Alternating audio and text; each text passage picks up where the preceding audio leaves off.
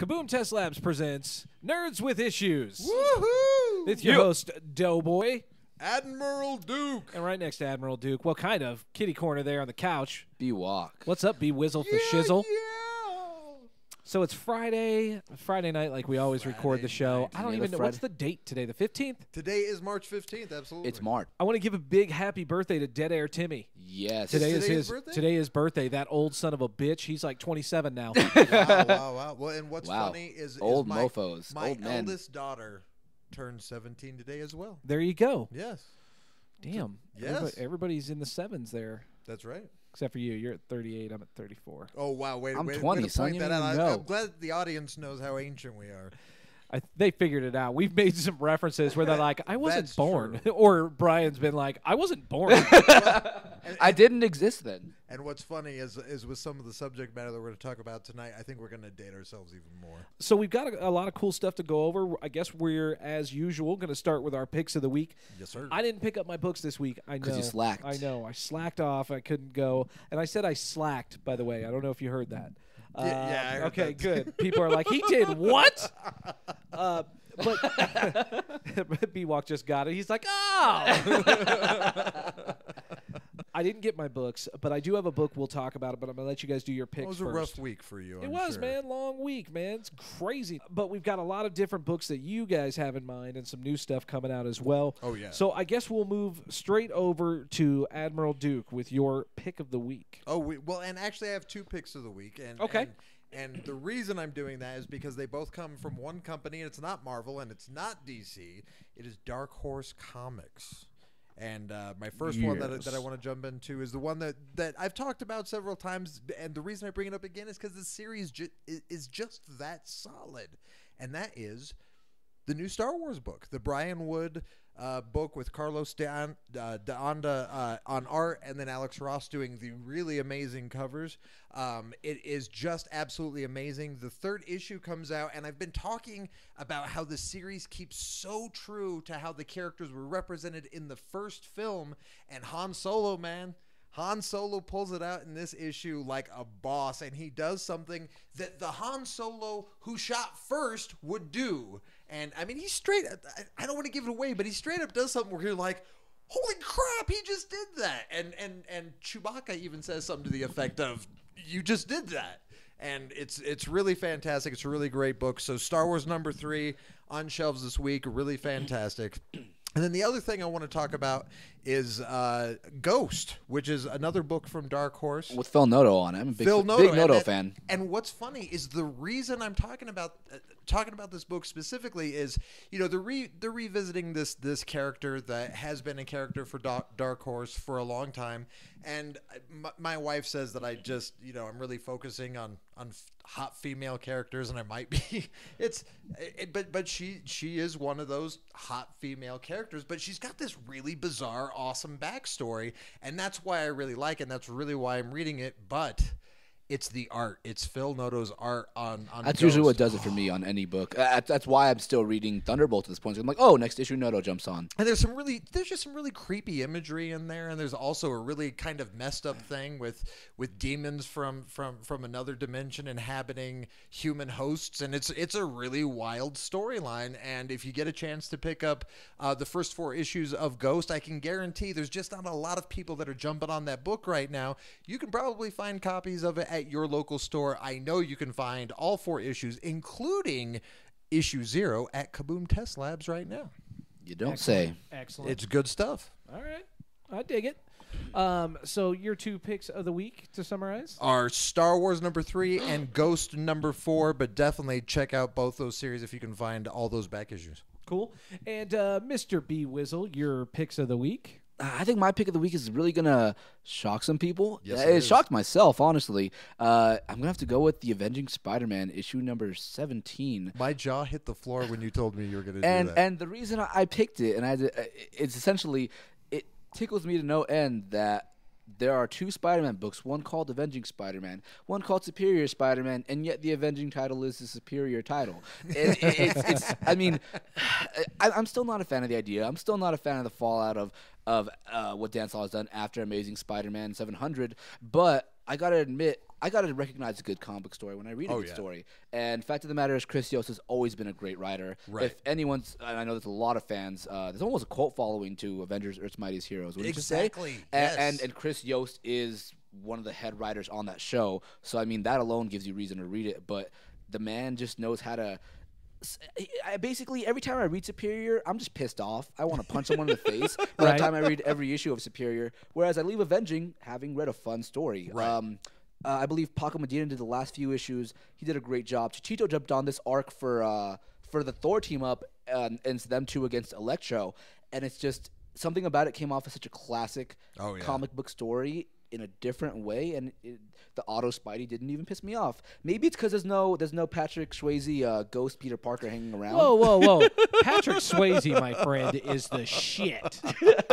But have you seen Donnie Darko? You're reading Superior. Have you seen Dirty Dancing? I meant Red Dawn. Roadhouse, right? Yeah, Roadhouse. Don't diss the Swayze. You're reading Superior Spider-Man. Nobody put Swayze in a corner. Do you not mind Peter Parker ghost Patrick Swayze? That's I what he hate is. that story, but I will tell you this: it's just refreshing that Peter Parker's still there. That's the only thing you can say about that. And I'm getting that fix from my other book, pick of the week, which is Age of Ultron issue number 2. Oh my goodness! Oh my goodness! Have you read number 1, Doughboy? No. Okay, Admiral feels me on this because Age of Ultron is killing it. I know. I'm reading nothing but great things about this. I'm an idiot. I promise I'll pick up at least one tomorrow out of my box, maybe 2. I gotta admit, maybe part of it is that we are back to, at least in the main story, Peter Parker Spider-Man. Yes. I think it has a great deal to do, probably in no small part, to the fact that the book was done in about 2010, got pushed back for AVX and other stuff, and so you have this beautiful book coming out by Brian Hitch and Bendis, who I'm sorry, but Hitch's work is just, I've said it before, I'll say it again. It's so pretty. It's so vivid, and it's so... Oh my goodness, yeah. It knows how to walk the line of realistic, but still comic book. And it does it. But regardless, the second issue really lets us know it is Peter Parker. It's not Octavius in his body. And the way that Peter it gives you a little more information as to how this all started, what's going on. But the way that Peter Parker catches you up to events of Ultron taking over the world, you're sitting there going, that's such a Peter Parker thing. That would happen. And it's just refreshing moments. I think Bendis is smart like that. I think Bendis is a Spider-Man fanboy. I mean, the dude's been doing Ultimate Spider-Man since 2000. Right. 13 years on that book. He's coming up on 200 issues. Right. I mean, isn't that incredible? And a lot of, oh man. And 160 of those are Peter Parker. And I think he truly loves Peter Parker and was smart enough to be like, yeah, I'm not going to do this whole Superior. I think he's smart enough to know not to get his hands dirty with it. Really quick, speaking of Ultimate, can I borrow your 19, 20, and 21 of Ultimate? Yes, you can. Okay, because I got to read those. I got to get caught up. The Miles Morales thing. I believe issue 21 is next week. Hopefully, I was going to say 21 hasn't come out. It is. It's next week, and I believe 23 or is it 24 of Daredevil next week were the two big ones. Nice. For me. Yes. Yeah. So then your picks to this week were Age of Ultron issue number 2 and Avenging Spider-Man, which has nothing to do with Dan Slott. Yes, that's probably why Avenging is so good. Is just there's quality writer working on it. Great stuff. Yeah, screw Dan Slott. Well, eternally. Now I've been pretty down on DC Comics. Yes, you have for a while. For a few issues. It's hard not to be complete. They're really down on themselves. I mean, we had an entire issue called "Disappointing Comics." Oh, it was about DC. Who knew? Well, I didn't have picks of the week because I haven't read any, but I've been reading some really cool comic news, and hopefully you've been reading it as I posted up on Nerds with Issues. Couple of cool things I wanted to go over. One, coming in June, starting in Batman 21, is Batman 0 Years. Yeah. Or 0 Year, sorry. And what it is Scott Snyder, Greg Capullo getting together and putting together an 11-issue arc. A year-long arc. Yes. That's ballsy from DC. It is. I think it's ballsy, but I think it might be needed for them right now. Yeah. To have those two do that.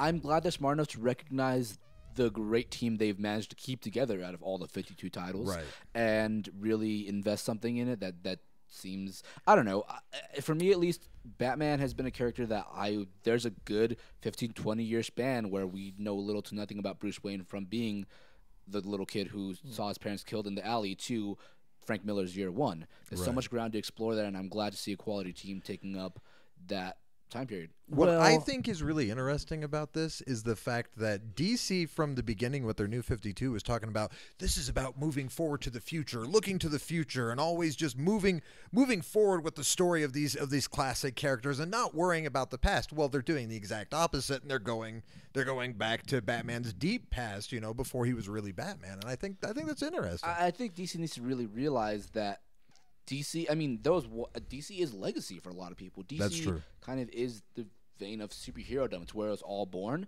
right. And their richest and best stories come from their rich and deep history, at least in my opinion. I'm sorry, but Infinite Crisis is still to this day one of my favorite reads. Right. And there's just... I think they're somewhat starting to realize that with the Year Zero thing. Right. Is that these characters are iconic, and there's something incredible about their past. And the best storylines are the ones that incorporate these long-lasting... Well, and the thing is, they have certain characters that have always been a joke, Aquaman being one. He's the one that you had to look forward. You had to give him a new future. You had to change the way people viewed his character. But Superman isn't one of those. Batman isn't one of those. They have rich and deep histories, and you have to acknowledge that to some sort. And that's kind of why I feel really alienated by the New 52 Superman, because so much of that classic Superman story is gone. Agreed. And moreover, I feel like what the New 52 did, and we were talking about this in the shop, is that it's inconsistent. When I read Justice League, I'm not reading the same Wonder Woman or Flash that I'm reading in Wonder Woman and Flash. Right. There's major writing disconnects. And while I enjoy Flash and Wonder Woman and Justice League right now, I feel like I'm almost reading Elseworld books simply because they don't feel like the same characters. Well, and it's the same thing with Green Lantern. Exactly. And it's almost like they're expecting us to buy into these built relationships that aren't there. I mean, the Superman Batman thing, they haven't known each other for decades at this point. They don't have that same that deep, respectful and relationship that the original two had. They are not yet they're not the world's finest. Yes, exactly. We had the same thought at the same time. All right. Sorry, I thought that was cool. No, definitely. But now we're just getting back to talking about how shitty the New 52 is. So I was trying to put a positive spin on DC. But really quick, I want to go over this was Scott Snyder's official quote to the AP. It's not a let's redo the origin. It's time for a new story showing how Batman became who he is in the New 52. We tried to preserve as much of Batman's history as we could and keep what we could of this history intact. It's the 0 year, the one that no one has told the story of before. We see how Bruce became the Batman, built the cave, faced off, and his supervillain. It's time for a new story showing how Batman became who he is in the New 52. It builds up the mythology. Nice. So what it really sounds like is they know that the New 52 hasn't gone the way they needed to. I think Batman has been a consistent for them since it started. And so it looks like they really are trying to gain some more interest. And the key thing is what he said is a story that's never been told. How many Batman stories have been told? That's true. And so the fact that he's got material for that, I think that's cool. That's something cool to look forward to. Maybe something new and refreshing that doesn't screw the history, which it sounds like when he says he's going to keep the history intact. That's awesome. I think that's a good way to go. But I do think it's telling that the DC marketing people went to all of the trouble. I mean, the new image that they're showing to represent the promotional image. Actually, I haven't even seen it yet. It looks a lot like the trade paperback cover to Year One. It's very true. That's what I'm saying. But Year they One know what was they're doing. Year One. You're right. It was a tremendous success, and that's a great way for them to go. So that's what I'm saying. They're anchoring it to something that was powerfully successul for them. And I'm excited about it. I think I that's think what it's going to DC be does cool. best. Cough, cough before Watchmen. Which, by the way, the hardcovers for those are coming out very soon. Yes, in June. Right on time. And I'm glad that they're doubling up on those. You're getting both Silk Spectre and Minutemen. You're getting 2 stories in one hardcover. I feel like it's smart of them, giving you more bang for your buck. And what's funny is DC has been doing that a lot. I noticed that in 2 different things. This month, they re-released Batman Gotham by Gaslight, and they re-released Batman Death in the Family. But what's really wild is that both of those don't just have those stories in them. Gotham by Gaslight also has Master of the Future, which was the sequel to Gotham by Gaslight, and it's an inferior, terrible sequel to that wonderful Mike Mignola story. And then Death in the Family doesn't just have Death in the Family. It also has A Lonely Place of Dying, which was the storyline that Tim Drake was first introduced. So you're getting 2 stories in a single trade paperback, and it seems to me that that's a new thing that DC's doing, and I don't. It's smart. I like it. Yeah, I think it's very smart. Nice. That's kind of awesome. All right, so I think we've talked. Oh, one last thing. While we're on this DC kick here, Batwing, Jimmy Palmiotti starts that in 19, and he's been pumping it up on Twitter like there's some crazy stuff about to go down. Well, I mean, look, the fact that they brought Jimmy in on the book says something. Yeah. I mean, it says that they needed something to that title, and here's the thing. They got 3 new readers. I mean, because all 3 of us are going to pick up that book only because we love Jimmy Palmiotti. Pretty much. And so it's, I don't want to get my hopes up, but maybe they're starting to get things right. With the announcement of the Justice League movie stuff. Baby steps. Yeah, well, maybe they want to get it right by the time Man of Steel comes out. Jeez. Well, yeah. I mean, look, it definitely looks like DC's getting their ducks in a row. Yeah, they're gonna have a good summer. Yeah. Marvel's still doing better, but whatever. Yeah, right. Because I love all those new Marvel titles. I'm sorry. And let's get into that really quick. Absolutely. You finally sat down and read all 8 issues of the all-new X-Men. Oh, Brian Michael Bendis, Stuart Immonen. Gosh. Can I just say, do you not absolutely love Stuart Immonen's art? Yes. I think Immonen's art just makes you fall in love with the book automatically, and just. Let me say this. But here's the thing. I mean, even exploring so much of that classic X-Men era and kind of bringing it up to the modern age, I loved that. And I loved even the look back, when you're in Beast's mind and he's seen it from his point of view and he sees himself as classic Beast. And he sees Jean Grey as Marvel Girl, and I just loved that. I loved how all the characters were playing off their modern counterparts, and Jean doesn't have a modern counterpart to play off of, and so in a lot of ways she's playing off Kitty Pryde, but she's also.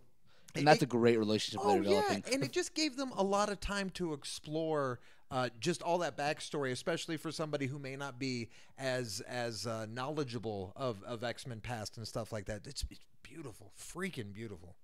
Spoiler alert a little bit. And I'll just say it. In this last issue, the mock conversation between Iceman and Kitty Pryde. That was so awesome! Of Beast and Captain America. I heard you guys talking about that last week, and I was just like, okay. And when I got to it, I'm like, that is freaking genius. It was, 4 panels, maybe more? Oh, yeah. Just kept going. And it was brilliant. Just perfect. Could not stop laughing. But this is what I will say about the end of that. Dude, the end of that issue. We won't spoil that, but... Let's just say old school Jean Grey has come into our world, you're not effing with her. No. She means business. Well, and I was telling him that because of the way I read it, and I was very happy about the way I read it, I read 1 through 8 in one sitting. I just digested. And does it not put Uncanny X-Men into a whole new perspective? Oh my gosh, yes it does. And it made me love Uncanny X-Men that much more. Speaking of which, 3 was great this week. 3, which came out Haven't this read week. 3 yet, but did read 2.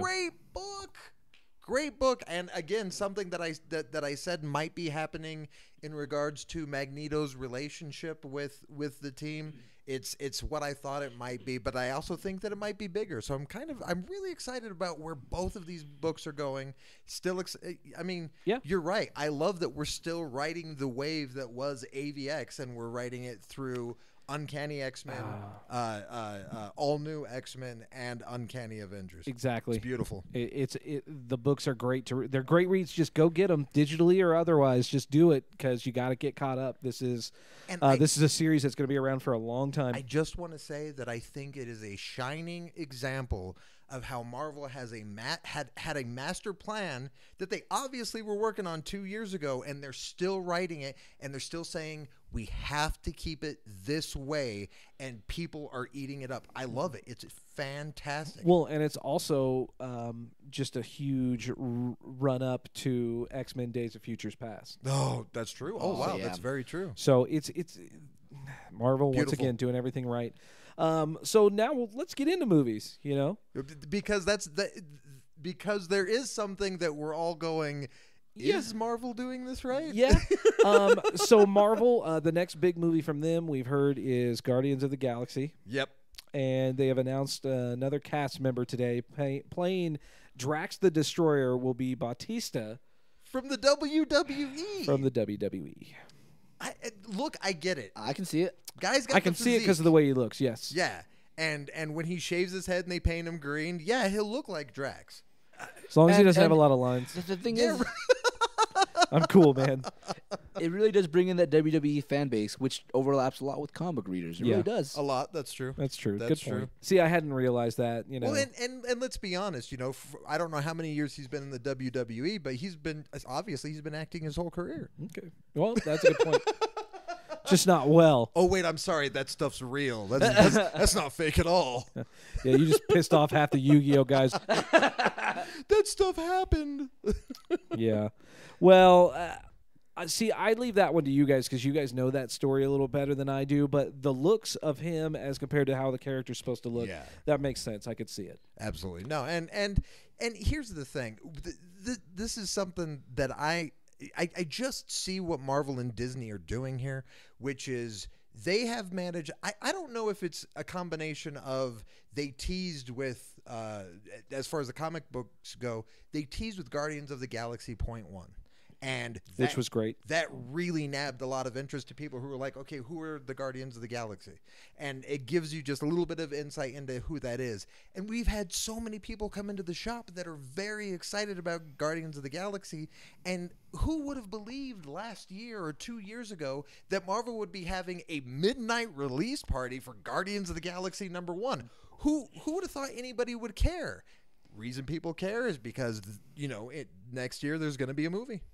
And people are going to read it for the movie, and they're going to see the movie because of the book, and it's a beautiful marketing strategy. Marvel knows exactly what they're doing. Yeah, and I'm looking forward to seeing it. Just of what I've heard about Guardians of the Galaxy from you guys, and then from what I read of .1. I'm stoked. I'm looking forward to everything. And March 27th, issue 1, right? Yes, March 27th. And there's a midnight release, huh? Midnight release in most places, and I do believe Kaboom Test Labs will be doing it as well. I mean, I might be down for that. Right? Is Gene is Gene gonna raffle off the variants again like he did AVX? We don't have details, but I'll tell you what. A week from today, we will have details. Okay. More movie news, even cooler in my mind, is the new trailer for Kick-Ass 2. Oh, my gosh. Yes. So pumped. Too pumped, really. I think we should say first and foremost that if you haven't seen it, I wouldn't watch it at work. Definitely not. I mean, I don't normally watch Red Band trailers at work anyway, so... Yeah, but it's on our link. Rough. Yeah, it's really rough. It curses. It's crazy. There's a little bit of bloodshed, some craziness going on. Well, but so is the graphic novel. I was going to say, if you know who the central villain is of Kick-Ass 2, I mean, that's obviously not a name that you can say in a clean trailer, Yeah, he's no longer Red Mist. I'm going to let you watch the trailer on our Nerds with Issues Facebook and find out his new name. Yeah. But it's brutal, and it's not, there's going to have its comedy elements like the first one did, but, man, if it's anything like the graphic novel, you ain't going to be laughing. Yeah, right. and don't think because Jim Carrey's in it, it's going to be... and speaking of which... His accent's phenomenal. I was going to say, who did they overdub Jim Carrey's voice? Because I don't know where he's pulling that voice out of. Dude, if you ever remember his old Living Color skits, he could do that. He just had that uncanny ability to change his voice and turn into a different character. Oh, yeah. And he, just like the character in the book, man. Yep. Yeah. We won't spoil anything. You need to read that, Duke. I know. I have handed Duke the graphic novel today. It's in my hot little hand right now. Oh, God. It's so awesome. But it is brutal. Oh, yeah. Ridiculously brutal. I read it, and the first half of it was. Well, the first half of it, you're reading it, and I'm just like, oh, this is so awesome. They're getting their own super team together. This is really kick-ass. And then the second half of the book, I'm like, yo, man, that's really a downer.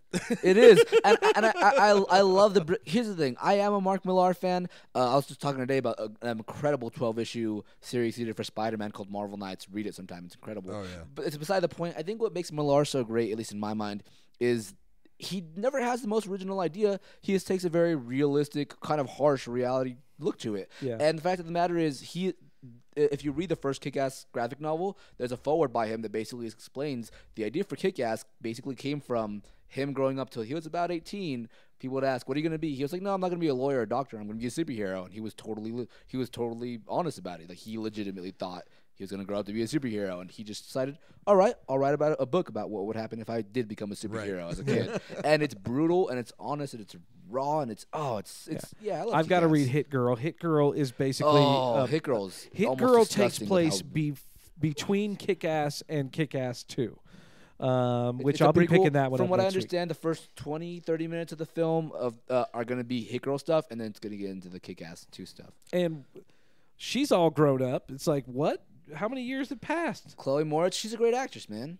She's been in a few other things. I was reading on IMDb. I do want to see how she does in the Carrie remake.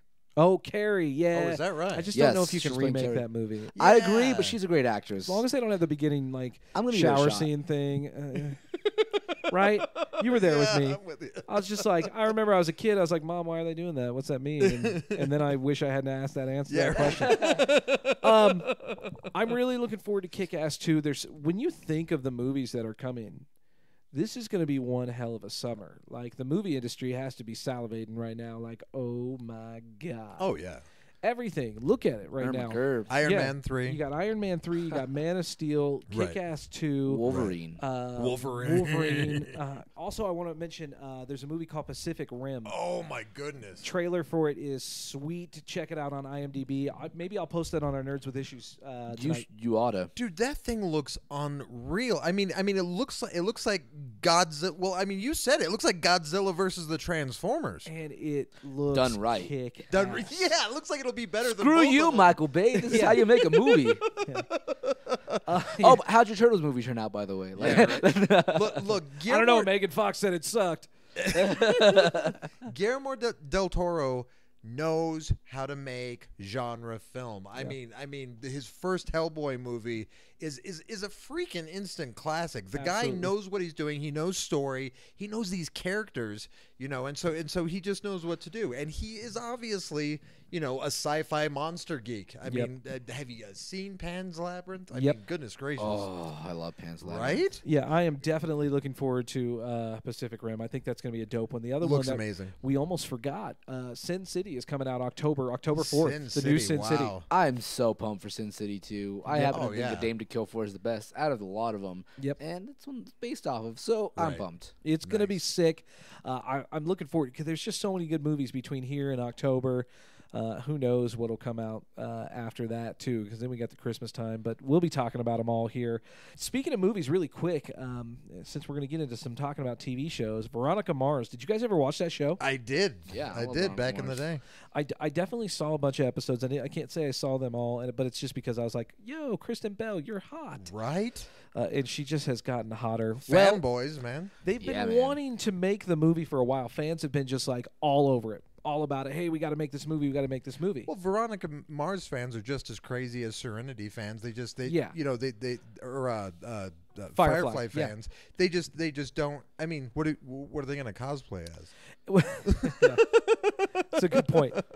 But basically, here's what happened. They put it up on Kickstarter, and We've been preaching about Kickstarter. they raised $2 million. $2 million? That's a lot of bread. And That's a lot of money. anytime you can raise that kind of money for something over internet donations, Oh yeah. a studio is going to be like, yeah, that's a ton of people that want to see that movie and are willing to give their own money for it. And Duke, who did you say is picking it up? Is it Warner Brothers? Warner Brothers, yeah. Wow, it's going to be a good year for Warner Brothers, I'll tell you. They're like $2 million. How much does that break down to in ticket sales? Yeah, that's going to be half of Kristen Bell's salary. Right. Getting the movie made, though. Yes. That's So- amazing. Look, I'm going to throw this out there. Howard the Duck 2 Kickstarter. Who's in? Howard I'm the in. Duck 2. Howard the Duck Kickstarter. 2, Quack to the Future. Let's get. And I'm telling you right now, we're all gonna have parts in that movie. 'cause Oh, dude. I'm all over it. there's no way I won't be in a Howard the Duck 2 movie. Right. And just say and have it. If nothing else, it should just be a scene of us getting our copies of Howard the Duck signed by George Lucas. That would just be. and he just gets pissed. I think George Lucas would literally eat crow before he would sign a copy of Howard the Duck. But that's just, and I mean literally eat. Give him a chance. Crow. Look, do you wanna sign the Star Wars Christmas special or Howard the Duck? You got to choose one, George. That's right. And that's right. if he picks Howard the Duck, I'd be happy. If he picks Star Wars, I'd slap him and walk away. Oh, goodness Star Wars gracious. Christmas special. Christmas Any other special, Star Wars? Yeah. Well- But I don't know. I mean, have you seen the Star Wars Christmas special? It's wonderful / terrible. Okay, so Battle for Endor. Oh no. Oy. Okay. Well, look. Speaking of Star Wars, Star Wars. I get the opportunity to say, "I told you so." I am ecstatic. Earlier this week, Monday actually, Lucasfilm put out a big press release talking about the future of Star Wars: The Clone Wars, and basically they said what I said they were going to do, which is. It has no future. Well, it has some future. Yes. Okay. Clone Wars will not return to Cartoon Network. I called it. I knew that was going to happen. You did call it. There was no way that they were going to essentially leave their property in the hands of what is basically Warner Brothers. They also canceled the Robot Chicken special spin-off show they were going to do as well. Well, they didn't cancel it. They Okay. put that on hold, and that was called Star Wars Detours. That was developed by Seth Green. Who is awesome. Who the hell doesn't like Robot Hey, Chicken? I had the opportunity to actually talk to Seth Green at Star Wars I had the Celebration opportunity 6. to let him tell him he loved me at San Diego Comic-Con. Nice. Dude, Yep. he's one True of the story. coolest people ever, and he's just a hands down cool guy because he didn't know me from Adam, and he sat down and talked to me for like 10 minutes, and, Nice. and it was I was a member of the evil press, and he was just cool as hell, Very nice.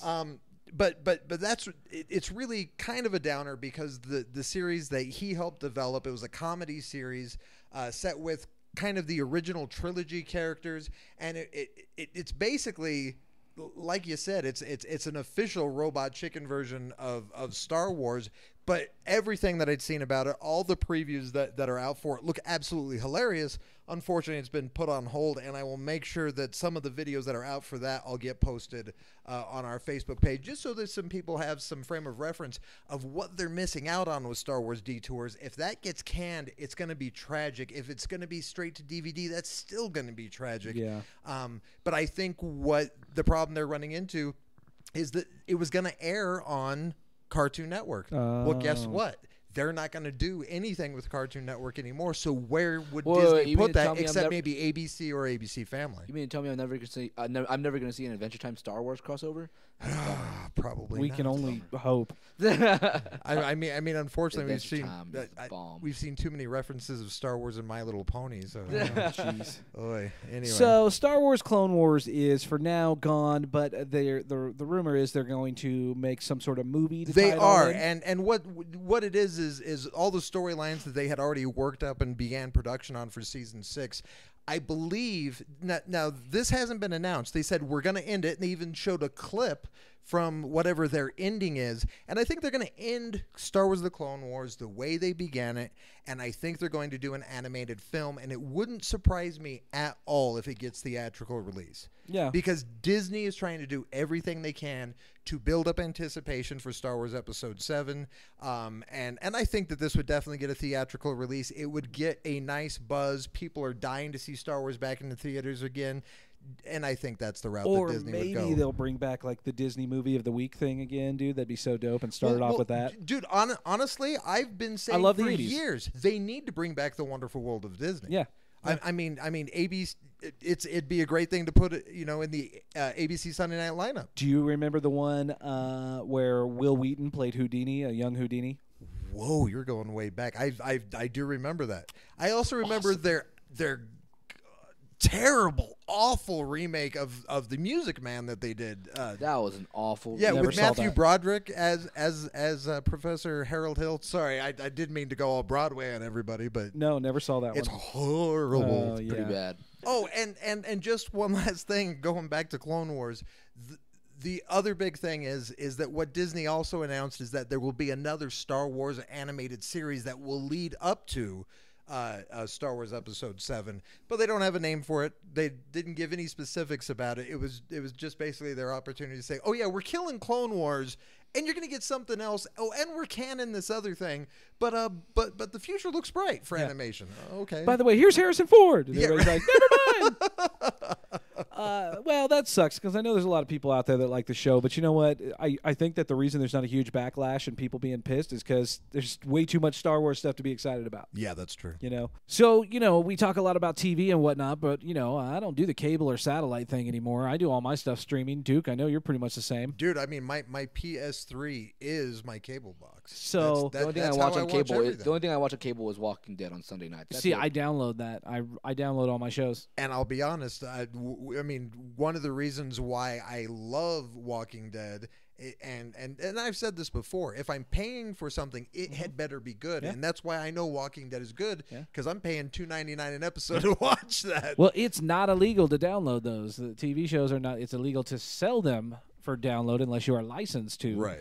So it's not illegal to. So I download my shows all the time. But Well, you know what? My wife tries to get me to watch them on different sites online. Yeah. And the fact is, the hassle that I have to go through, I'll pay the $2.99 just to watch it on my PS. Yeah, I won't watch it on a site. I'll just download the shows as I want to. But you don't really have to with Netflix. I love Netflix. Oh, Netflix. Oh man. And they're signing contracts right and left. I don't want to sound like we're trying to get them to sponsor us or anything, although that would be cool. Netflix. But I love Netflix. I've had Netflix though since the beginning when you could just get DVDs. Oh, dude, yeah, same here. And and what's see here's what's funny to me. Last year there was that big controversy when Netflix jacked their prices up, and they did it as a move because they're like, hey, look, It wasn't their fault. well, DVDs are gonna die. Yeah.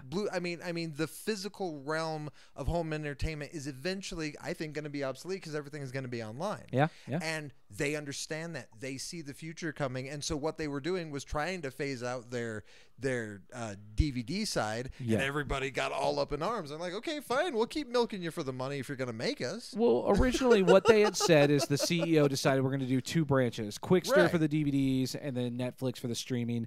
Long story short, the bottom line is the movie studios were greedy and wanted more money, and Netflix had to make us pay a little more. I don't mind. They've signed great contracts. They signed a 2-year exclusive deal with Disney. Streaming went from $7.99 to $8.99. Yeah. Big deal. Yeah. I mean, I'm still paying far less than I would be with cable, and I don't have the friggin' commercials. I don't have any of that crap. Yeah, and it doesn't, they don't always have the new releases and whatnot, but they're putting a lot more on there. They're getting these good contracts. They signed one with Warner Brothers TV Studios, so all Warner Brothers TV shows. B-Walk and I are excited. The OC. The OC. You have no idea how much me look, and Doughboy love. If you don't the know, OC. you will know one day. The show is and for dope. all those that roll your eyes, you're the ones who haven't seen it. Give a shot first. Because if you've seen it, you love it. The Yep. fact of the matter is, Seth Cohen is kind of me in personified. Tell me I'm wrong, Doughboy. Seth Cohen is a total comic nerd, and there are so many references to some of our great I'm artists. surprised you haven't artists seen it, and writers. Admiral. When there's great banter like him bringing home a girl, and she's like, "Oh, is this where all the magic happens?" And all he replies with is, "Yeah, if by magic mean the gathering, then sadly yes." Yeah. I'm sorry, but that's classic quippage, man. That's good stuff. Rachel Bilson dressing that up. at me because I play Magic Yeah. the Gathering. It's a classic joke. I usually use it once a Friday night. Like, And Rachel Bilson dressing up as Wonder Woman in an episode was pretty does hot. make I don't know. And season 2 has the Does it rainy beat- episode with the Spider-Man kiss. That Yes. Yeah, that's a special place in my but heart. Rachel Bilson as Wonder Woman, does it beat Kristen Bell as Slave Leia in Fanboys? Yes. Yes, Oh, it does. what? Agreed. Yes. Oh, Agreed. okay, whatever. Yeah, I don't even. There's not even. Sorry. Anyway, the other good stuff. I that's love good- Wonder that- Woman and Rachel Bilson. Well, they do. They're doing all kinds of stuff. Warner Brothers will get all their TV Adventure shows Time on will there. be on there. Adventure Time, Yes, Dexter's dude. Laboratory, Doughboy can Samurai hate. Jack. Haters gonna hate, dude. but but Powerpuff Time Girls, to- which was I'm sorry, it really was ahead of should its be. time. No, dude, there are episodes of the Powerpuff Girls that when my daughter was watching it when she was 6 and 7 years old, I was like, did they just do what I think they did? Where they put prophylactics in the professor's pocket, and if you're a parent, you caught it. If you're a kid, you had no idea what was going on. I thought you were going to say like a couple Powerpuff Girls were freaking No, dude, they had scissoring or something, Dude, they had an episode. Oh, you did not. They had an episode that was dedicated to the Beatles. Dude, the Powerpuff Girls was ahead of its time. Great show. Yeah. I'm just gonna say it. it is a good show. So great stuff coming to Netflix. Yeah, and I'm looking forward to it. And they also signed the exclusive rights for Hunger Games. That will be the only place you'll be able to stream that. Any Really? of the Hunger Games movies, yeah. Well, that's a smart move. That starts on April 1st. Let me get this not an straight. April Fool's Day joke. Let me Yeah, let right? me get this straight. Dan Slott being a good writer, that's an April Fool's Day joke. Let me get this straight. I'm gonna be able to watch OC, Adventure Time, and Hunger Games. So that means Jennifer Lawrence. I'm in, dude. Heck Right. yes. Netflix has me sealed in. Sealed the deal with Jennifer Lawrence. It's usually on Somebody take this kid on a date. Jesus. Right? We're going to do a contest. Get I was going to B-Walk a say, date. just came up with our next Facebook contest. We'll work on that. The last thing we want to go over before we get out of here tonight, and A we're going big to be doing this. Is it big? Yeah, it's pretty big. It's Yeah, huge. we're stoked. Are I'm you stoked. kidding me? Ace has announced a new Albuquerque Yes. Comic Expo. Yes, I sir. cannot wait. June 21st, 22nd, and 23rd. And the newest is Jet Lucas, the adopted son of George Lucas, who was also in 2 of the prequels. Yeah, he was. I think in, Phantom Menace and Attack of the Clones. right. He's done some other work as well. He will be there now signing He autographs gets as well. killed in Attack of the. No, he gets killed in Episode 3, Revenge of the Sith. Oh, okay. So he's all right. So I think he's in the first or either no, it's the second and the third. Second and the third. Okay, yeah. Attack so- of the Clones and Revenge of the Sith Yeah. because he gets killed by clones. Well, in I think for Star the Wars third. fans, I think that's going to be a really great move. It's just another good person and a good quality guest. I'm really looking forward to this to Ace. Well, Star Wars fans are notorious autograph hunters, especially when it comes to actors who were in the film. And I mean, it's George Lucas's son. Yeah. Adoptive or not, it's George Lucas's son. Mm-hmm. So people are going to go bonkers for that. I mean, Yeah. it's almost as if having the creator himself or the son of the creator. Yeah. They They actually they bill him on the website as the son of sons.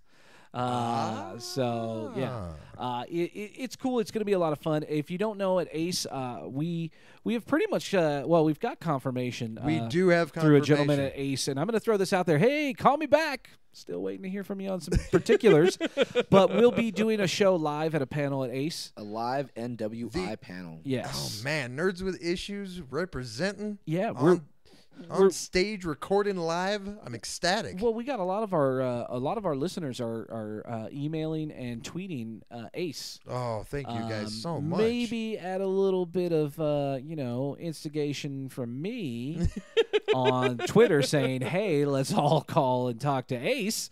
But it seems to have worked, and I'm looking forward to it. But yeah, we're waiting. They're gonna call me back. We're gonna get some details. Once we have more details, we will let you know. But this summer can't But come look, soon enough. We got so much cool stuff going on. But look, the important thing is that it's solid. We're gonna Yes. be at Ace. We're gonna be recording live. You want to be part of the audience, boys and girls. So just make sure you're there.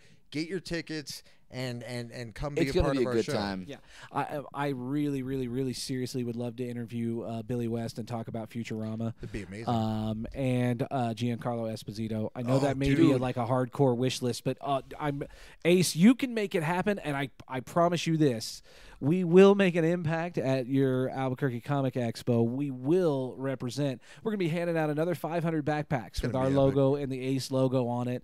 We're gonna be shaking hands, kissing babies. We won't be shaking babies and kissing hands. B-Walk, I'm gonna need you to remember that. And I know you get a little crazy. That's what I've been doing wrong. Damn Well, it! and- That makes so much sense. And here's the thing: you're going to get a little bit of double Nerds with Issues exposure Yes. because I will be I feel like your Billy Mays double offer. double offer. That guy's dead, isn't he? Oh, and so is his beard. Wow. But the You and thing the is, beards, man, aren't is you? that I am heading up for the second year in a row the Force of the Fans Star Wars fan film panel that has also been confirmed through Ace, and we appreciate it. And I'm pretty sure that these two clowns right here, Doughboy and B-Walk, will be hanging out with me for the definitely, panel. definitely. I'm pretty I sure. promise nothing. No, I'm just kidding. Oh, We're it's- going to. it's gonna be awesome. Well, you weren't at his last year. I was. Yes, he was. That's true. That's 'cause Front row. I still got pictures. Yep. I had to Anyways, work, son, I had a job to do. oh wow. But at Ace, we want you to come out and support. It's very, very important to us. We want to pack that room. We want people Oh, to yeah. really understand. Nerds with Issues, we're taking over. Can't beat us. Any of you. That's a fact. Any of you. That's right. Yeah. That's right. So, Ace, June 21st, 22nd, and 23rd. I'm looking forward to it. Fellas, The third annual is it the third? Albuquerque third- Comic Expo. Yeah, third time's a charm. And Dude, I don't know. I have fun every year. Look, here's the thing. I've been to all kinds of conventions, okay? And I remember the first time I stood over Albuquerque Comic Expo, I got a little bit of an aerial view, and I went, oh my gosh, this looks like a real con. And what I mean by that is that we have real comic book convention action happening in this town, man. Yeah, it's true. You don't have to go to Phoenix. You don't have to go to WonderCon. You don't have to go anywhere else because it's right here in Albuquerque Comic Expo. Albuquerque Comic Expo. We're going to have a good time. NWI will be out there. Come stop by, get one of the backpacks, and come support us as well. Yep, and just support Albuquerque and support these comic conventions and comic expos. Fellas, I think that's it. I think we've covered all the ground we're going to for the evening. Yeah. We will be back next week, and we'll be talking about everything. I mean, we'll definitely be pumping up a midnight release on Guardians of the Galaxy. Oh, yeah. Yeah, we will. We'll talk about new books, I believe, next week. What were we talking about the big ones for next week were, fellas? Daredevil and Ultimate Spider-Man. Daredevil, Two of my Ultimate favorite Spider-Man. reads. Yeah.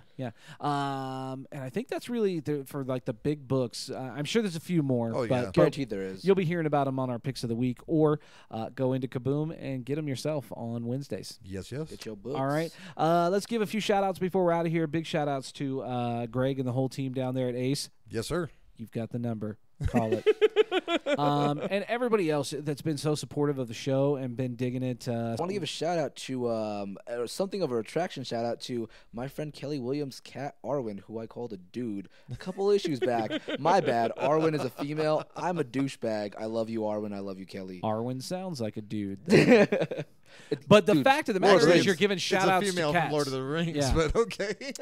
Yeah. Do you have any shout outs there, Duke? Well, actually, I do want to say a big, huge thank you to NWI listener and just a huge fan of the show, Matt Woodruff. Yes. Yes, absolutely. Because without him, I would not have been able to catch up on all new X-Men 1 through 8, and obviously. It's an epic title. You got to read it. Matt and what's her name? Gia. On Facebook. Gia, untypically Gia. Yes. She's always on our Facebook. Both of them. They actually came in my work the other day. I had a good conversation with them. That was awesome. Well, and they both great have, peoples. They both have blogs. Gia's is Untypically Gia. Check it out. And Matt's is The Amazing Spider Matt. It is a blog that I read a couple times a week, and he always updates it. So make sure you check it out. Excellent. Yeah, want to give a shout out again to Bombshells here. The Bombshells, We Tasha love and the the girls. What's up, Bombshells. ladies? Yes. We love you all. You're awesome. We love Tasha. We love Laura, and I'm blanking out on some other names. There is a lot of them. I would love to do a show with you guys. Wow. Just throwing that out there. What? You didn't intend that pause. I know you didn't. Of course I did. Of course. Anyways, we are out of here. It's been another fun week. We'll get back Yes, with you it has next been. week, and we'll go over some more good things. But thanks again for making the show what it is, and thanks for hanging out with us. And don't forget, you can now check us out on YouTube. Yes, sir. So we've got our back shows on YouTube. Just go to YouTube, search Nerds with Issues. You will find us. And the way that's going to work out is that every new show will be up on SoundCloud for 2 weeks, and after 2 weeks, it will go immediately to YouTube. Currently, you can find issues number 2 through 7 Yeah. on YouTube. You can find 8 and 9 on SoundCloud, and obviously, this being issue number 10, 10 and 9 will be Wow. available. This is number 10. This Yes. is number 10. This Holy is number smokes. 10. How Didn't did even we think forget about that? it. Whatever, it happens. We're gangsta. This is an epic moment for us all. Let's give ourselves a pat on the back. Double digits. Patton. All right. So we do. issue number 10 has come to an end without us even realizing that. So that's awesome. Yes. That's because we are plowing forward, baby. Wow, you sound like DC Comics really trying to convince everyone. We are out of here. We'll be back next week. Thank you once again, and thanks for hanging out. Peace. Adios, boys and girls. Keep it real, kiddos. Peace.